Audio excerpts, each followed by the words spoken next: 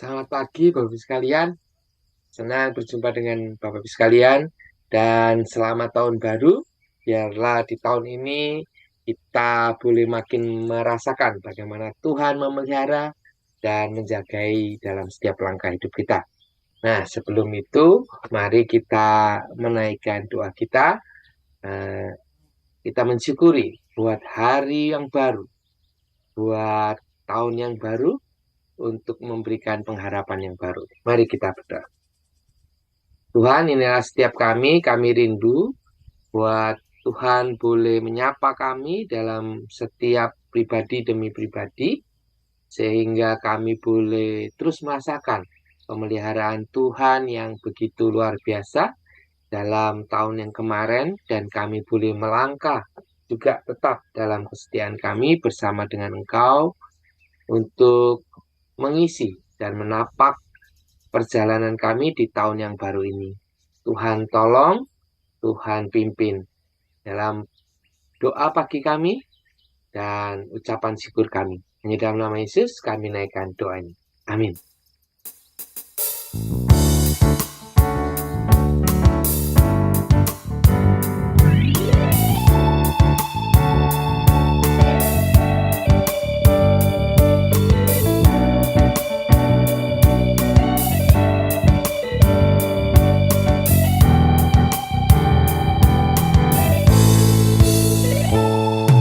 Aku penjuru gereja dan dasar yang esa, yaitu Yesus Kristus pendiri umatnya.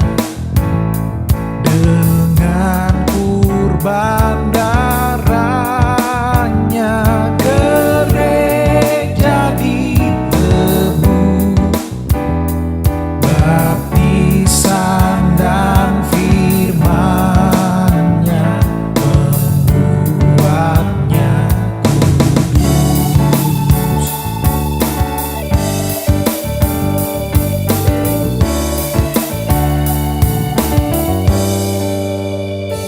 Dilanda perpecahan dan faham yang sesat, jemaat diresahkan tekanan yang berat.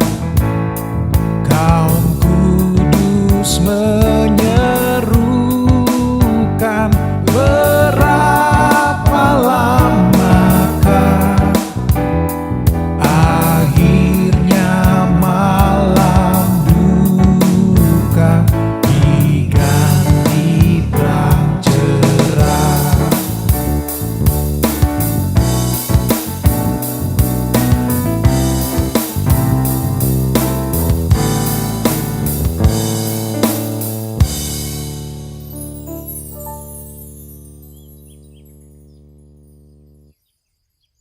Nah, Bapak Ibu sekalian, biarlah Tuhan kita yang selalu menjadi fondasi kita dan jadi batu penjuru kita. Nah, oleh karena itu, sebelum kita merenungkan firman-Nya, mari kita berdoa sekali lagi memohon pertolongan daripada Roh Kudus. Mari kita berdoa. Tuhan, inilah setiap kami rindu Tuhan boleh berbicara kepada setiap kami, dan tolonglah hamba-Mu dalam segala keterbatasan, biar Roh Tuhan yang memampukan dan Tuhan yang menyempurnakan. Dalam nama Yesus, kami naikkan doa. Amin. Kita akan membaca bagian dari Efesus 2 ayat 11 sampai dengan 22. Saya akan membacakan bagi kita semua. Efesus 2 ayat 11 sampai 22. Dipersatukan di dalam Kristus. Karena itu ingatlah bahwa dahulu kamu sebagai orang-orang bukan Yahudi menurut daging, yang disebut orang-orang yang tak bersunat oleh mereka yang menamakan dirinya sunat, yaitu sunat lahiriah yang dikerjakan oleh tangan manusia. Bahwa waktu itu kamu tanpa Kristus tidak termasuk kewargaan Israel dan tidak mendapat bagian dalam ketentuan-ketentuan yang dijanjikan, tanpa pengharapan dan tanpa Allah di dalam dunia. Tetapi sekarang di dalam Kristus Yesus, kamu yang dahulu jauh sudah menjadi dekat oleh darah Kristus. Karena dialah damai sejahtera kita yang telah mempersatukan kedua pihak, yang telah merubuhkan tembok pemisah, yaitu perseteruan.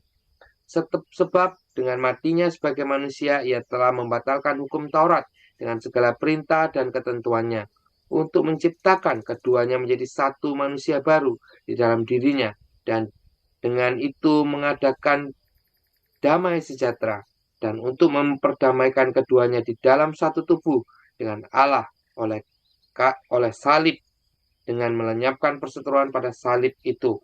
Ia datang dan memberitakan damai sejahtera kepada kamu yang jauh dan damai sejahtera kepada mereka yang dekat. Karena oleh Dia kita kedua pihak dalam satu roh beroleh jalan masuk kepada Bapa. Demikianlah kamu bukan lagi orang asing dan pendatang, melainkan kawan sewarga dari orang-orang kudus dan anggota-anggota keluarga Allah, yang dibangun di atas dasar para rasul dan para nabi, dengan Kristus Yesus sebagai batu penjuru. Di dalam Dia tumbuh seluruh bangunan, rapi tersusun menjadi bait Allah yang kudus di dalam Tuhan. Di dalam Dia kamu juga turut dibangun menjadi tempat kediaman Allah di dalam Roh. Demikian pembacaan firman Tuhan. Berbahagialah mereka yang bukan hanya mendengar, merenungkan, tapi juga melakukannya dalam kehidupan sehari-hari. Nah, Bapak-Ibu sekalian, sebelum kita berbicara lebih jauh, gitu ya, saya punya sebuah tebakan gambar ya. Nah, nanti saya minta tolong Bapak-Ibu sekalian menyiapkan alat tulisnya dan juga kertas, gitu ya, alat tulis dan kertas, gitu ya.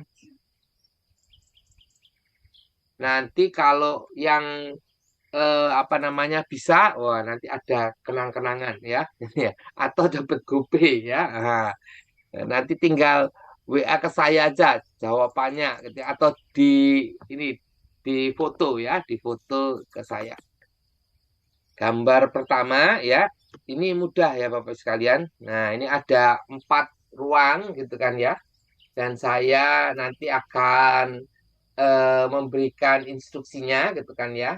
Untuk ruang A terlebih dahulu. Ruang A ini ditaruh di mana garisnya gitu kan ya, supaya menjadi 2 bagian yang sama besar ya. Hanya di ruang A gitu ya. Jadi Bapak sekalian buat aja kotak dulu gitu kan ya.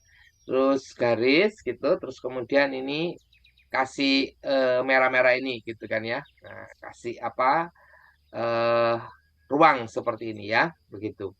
Nah, gimana caranya? Ini gampang ya, gitu kan ya. Ini langsung aja ya. Ini. Nah, gitu kan ya. Menjadi 2 bagian yang sama besar. Nah, sekarang yang B, yang B. Yang B ini dibuat menjadi 3 ruang yang sama besar. 3 ruang yang sama besar.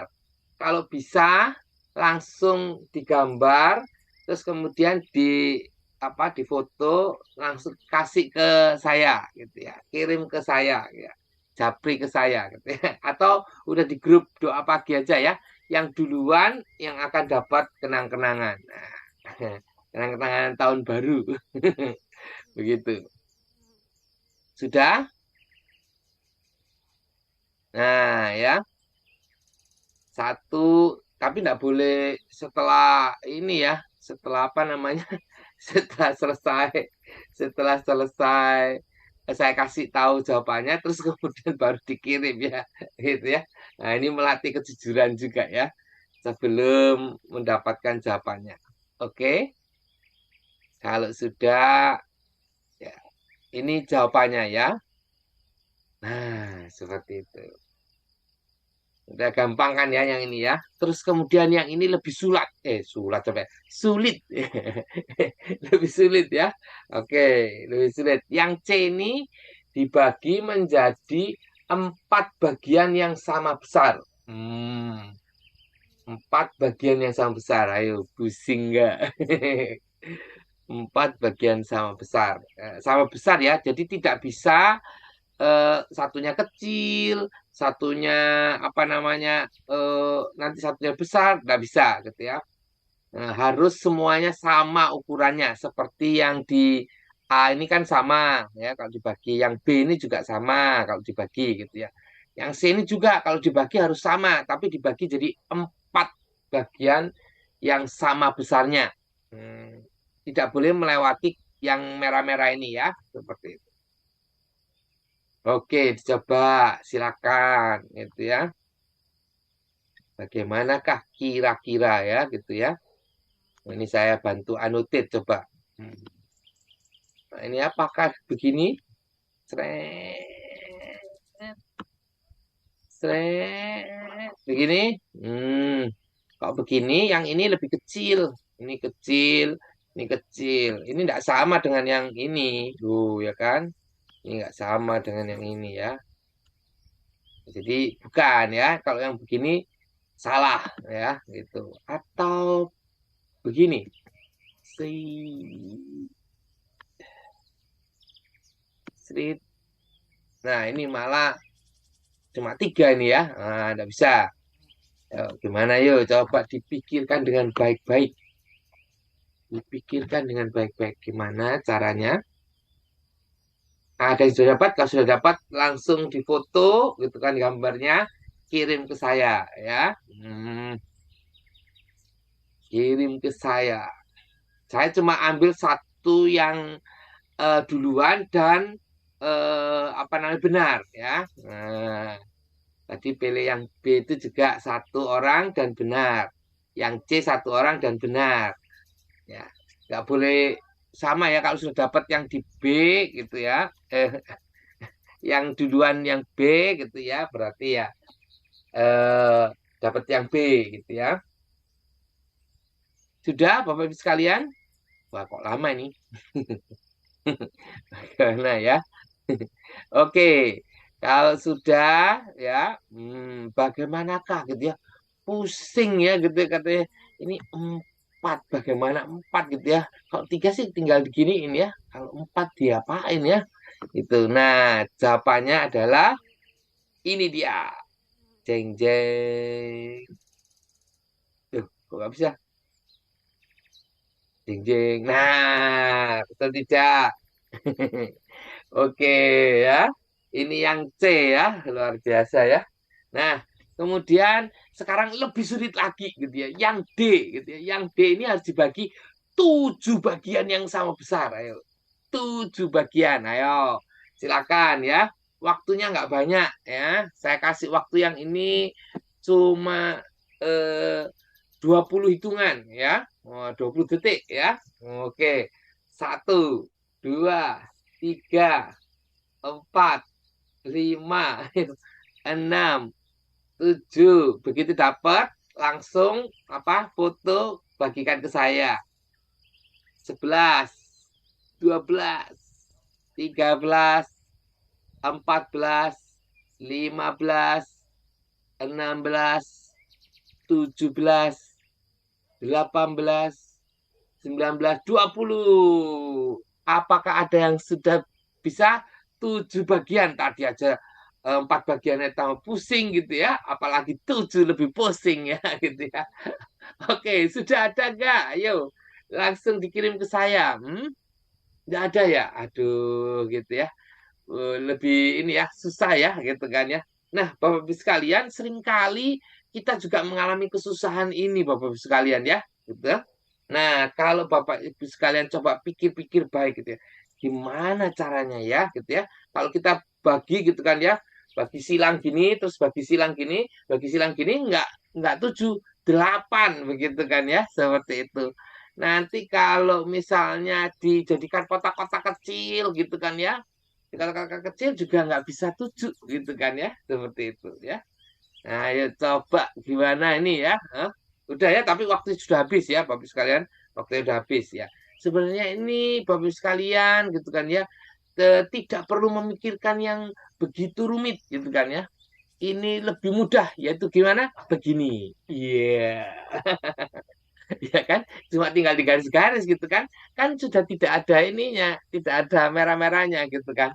Nah, kenapa buat sebagian Bapak Ibu sekalian sulit untuk membuat yang sederhana ini. Karena apa? Karena pikiran kita sudah apa? Sudah terperangkap dengan yang C ini gitu ya. Wah ini susah ini. 4 susah gimana ya? Apalagi 7 nih susah. Jadi kita memikirkan yang susah gitu ya. Nggak mungkin yang gampang gitu ya. Padahal tinggal di garis-garis gitu ya. Padahal ya itu benar kan? Seperti itu. Itu kan. Jadi ada tembok yang menutupi itu Bapak sekalian. Ya. Karena kita terperangkap oleh yang C tadi itu gitu ya. Ada tembok yang membuat akhirnya kita tidak bisa eh, memberanikan diri untuk apa membuat garis yang sebenarnya sederhana ataupun tidak menemukan gitu ya. Kita mencarinya yang susah-susah gitu ya. Karena pikiran kita masih di belakang sana gitu ya.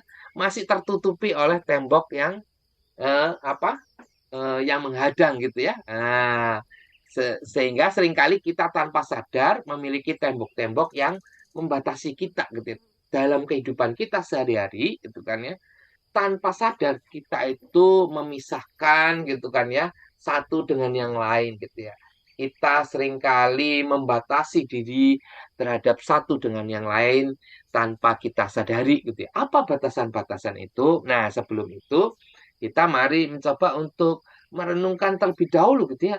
Apa yang dibicarakan dalam teks kita ini gitu kan ya. Nah, kita lihat dulu ya. Eh, di saat apa zaman dahulu pada waktu Rasul Paulus begitu ya menuliskan kepada jemaat di Efesus begitu kan. Ini membicarakan pada waktu itu ada persoalan tentang eh, apa Yahudi dan non Yahudi secara lahiriah yaitu sunat gitu kan ya. Jadi orang-orang Yahudi itu tidak menganggap orang-orang non Yahudi meskipun mereka sudah terima apa menjadi pengikut Allah seperti itu ataupun jadi pengikut Kristus seperti itu.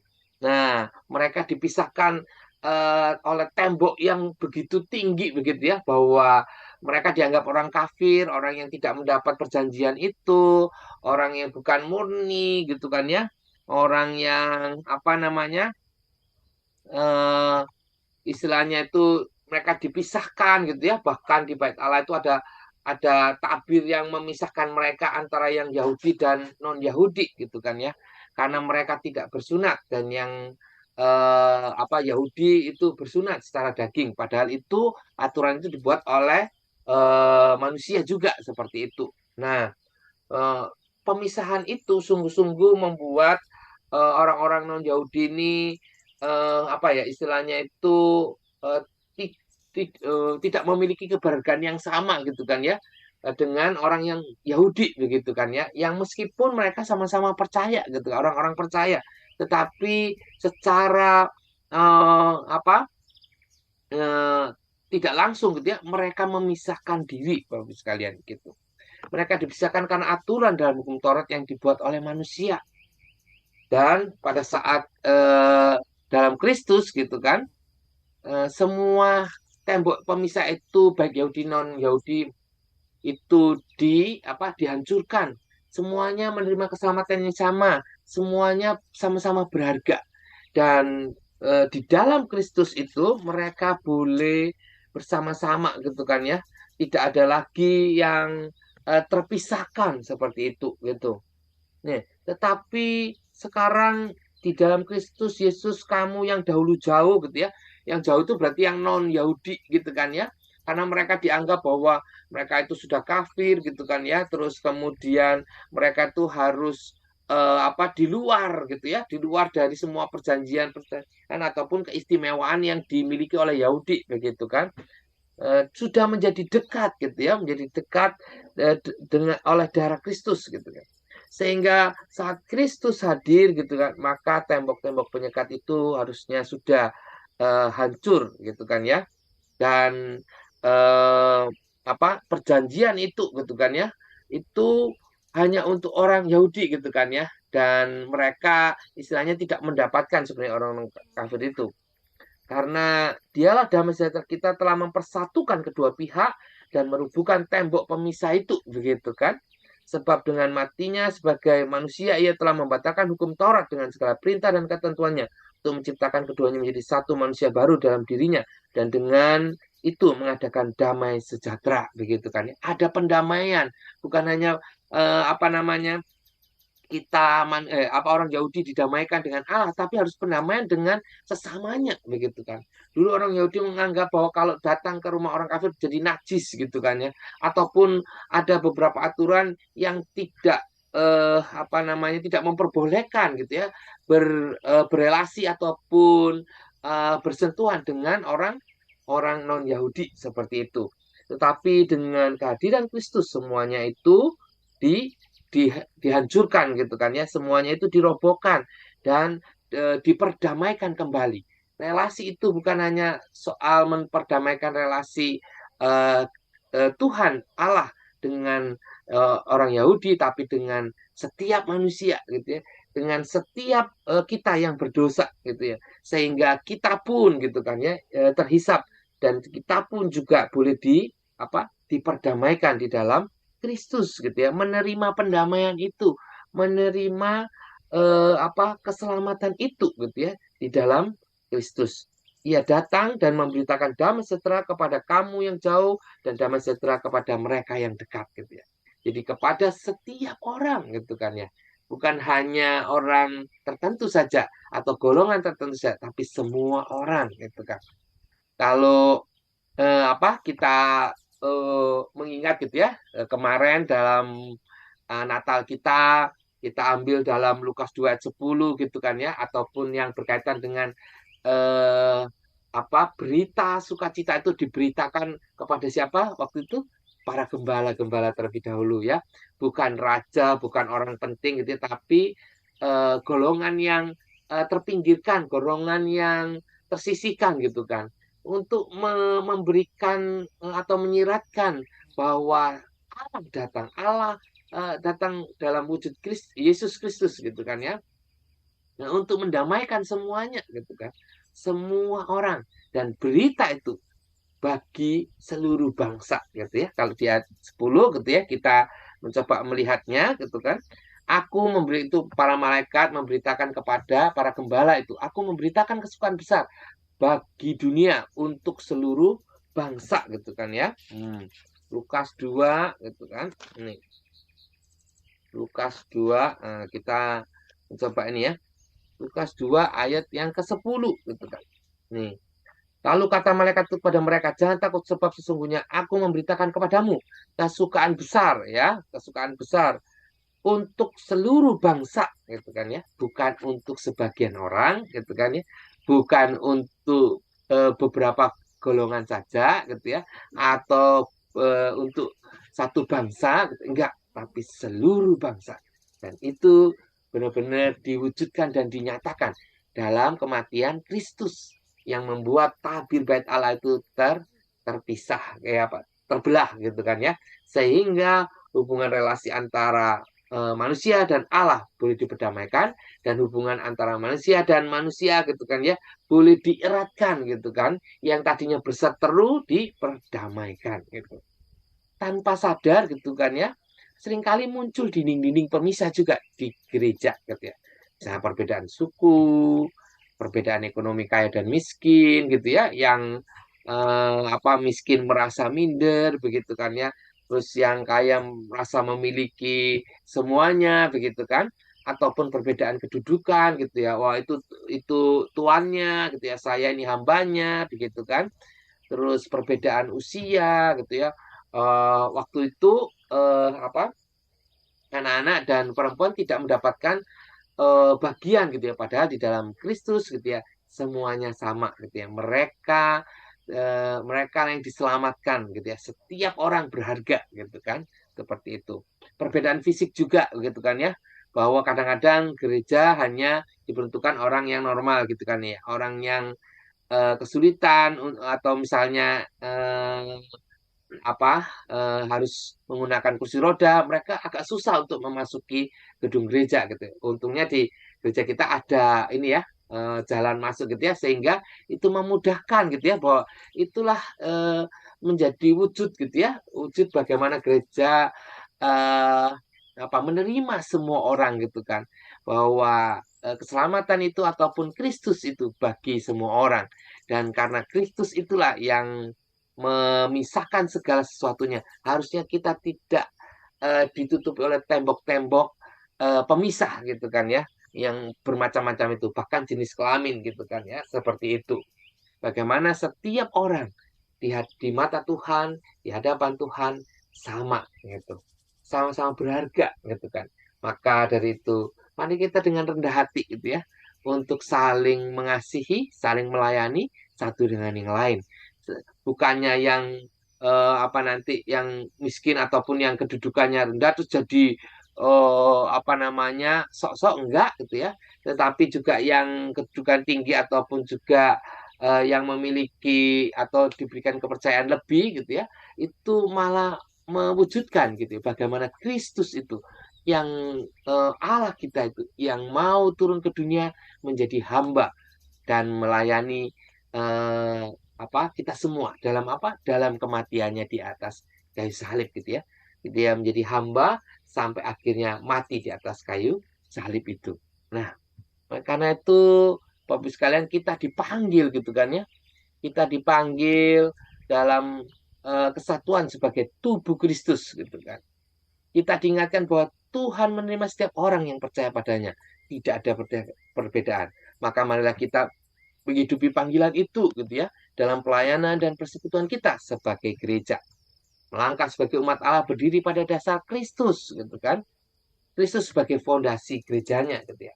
Apapun yang kita lakukan harusnya berdasar pada Kristus, berfondasi pada Kristus.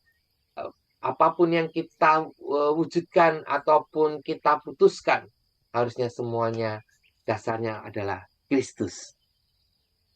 Nah, mari Bapak Ibu sekalian kita melangkah gitu kan ya. Kita mewujudkan persekutuan kita di tahun yang baru ini gitu ya. Ada apalagi khususnya di persekutuan doa pagi ini gitu kan ya. Dengan satu pemikiran untuk mewujudkan gitu ya.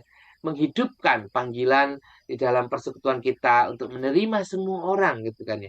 Bahwa mereka semua dilayani oleh Tuhan. Dan karena Kristuslah kita tidak ada perbedaan-perbedaan itu. Nah, mari sebelum kita menutup dalam doa, kita akan menaikkan sebuah pujian.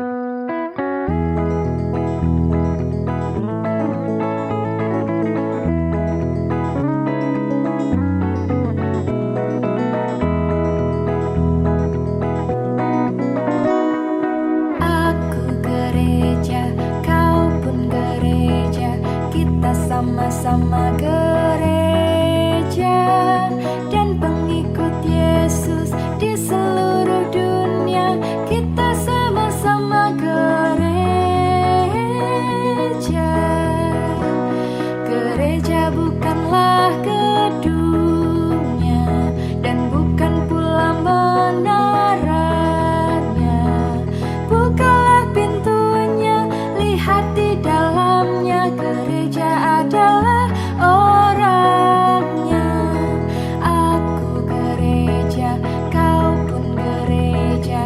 Kita sama-sama gereja dan pengikut Yesus di seluruh dunia. Kita sama-sama gereja. Berbagai macam manusia terdiri dari bangsa-bangsa, lain bahasanya dan warna kulitnya, tempatnya pun berbeda juga. Aku gereja, kau pun gereja, kita sama-sama gereja dan pengikut Yesus di seluruh dunia. Kita sama-sama gereja.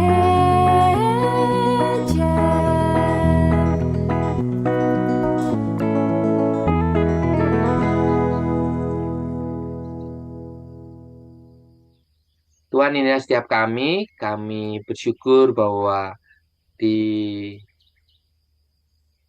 hari yang ketiga dalam tahun yang baru ini kami boleh terus bersama dengan Tuhan dalam penyertaan Tuhan untuk melangkah, untuk mewujudkan Kristus yang hidup di dalam kehidupan setiap anak-anaknya.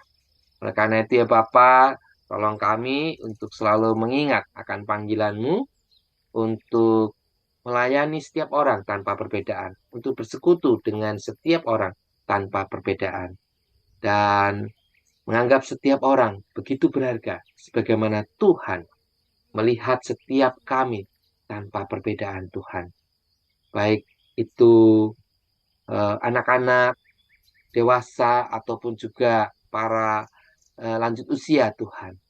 Dan baik itu juga dari bangsa manapun atau suku manapun, dalam segala keberadaan mereka, segala kehidupan mereka Tuhan, Tuhan yang melihat mereka begitu berharga. Ajar kami untuk senantiasa menjadi orang-orang yang mendoakan, orang-orang yang melayani sesama kami tanpa memandang perbedaan-perbedaan itu. Dan kami juga mau berdoa dalam langkah-langkah kehidupan kami ke depan. Biarlah Tuhan sendiri yang menuntun kami, Tuhan sendiri yang memberikan kami pengharapan dan kekuatan dalam melewati hari-hari di tahun yang baru ini Tuhan. Tuhan yang akan memampukan kami untuk makin hari, makin bijaksana, makin hari, makin bersungguh-sungguh di dalam Engkau Tuhan. Tuhan, kami juga berdoa untuk doa pagi, biarlah Tuhan juga yang memberkati setiap program yang akan direncanakan dalam tahun yang baru, biarlah makin hari makin menumbuhkan iman dan segala pengetahuan kami, segala kedekatan kami dengan Engkau Tuhan. Tuhan, kami juga berdoa untuk majelis jemaat dalam segala keputusannya, biarlah Roh Tuhan yang memberikan hikmat-Mu sehingga mereka boleh peka dengan apa yang Tuhan mau. Tuhan, kami menyerahkan bangsa dan negara kami dalam masa di tahun yang baru ini, biarlah apapun yang mungkin ada kekhawatiran-kekhawatiran, bahkan dalam persiapan pemilu Tuhan, segalanya boleh berjalan dengan baik, boleh di dalam kendali Tuhan, dan tidak ada sesuatu apapun yang ingin melakukan hal-hal yang tidak baik dalam negeri kami ini. Tuhan, boleh terjadi Tuhan. Bila Tuhan sendiri yang menjagai, memelihara kehidupan berbangsa dan bernegara di negeri kami ini. Dan juga dengan berbagai macam agama Tuhan, biarlah Tuhan juga yang boleh menjadikan kami terang-Mu di tengah-tengah perbedaan itu, di tengah-tengah kebinekaan suku bangsa dan juga kepercayaan maupun agama-agama kami Tuhan. Biarlah Tuhan juga yang menolong memampukan kami untuk boleh dapat hidup bersama-sama di tengah-tengah perbedaan itu, dan kami boleh tetap menjadi terang di tengah-tengah mereka. Kami menyerahkan doa yang jauh daripada sempurna ini Tuhan, hanya di dalam satu nama, Tuhan kami, Yesus Kristus. Amin. Selamat pagi, Tuhan memberkati.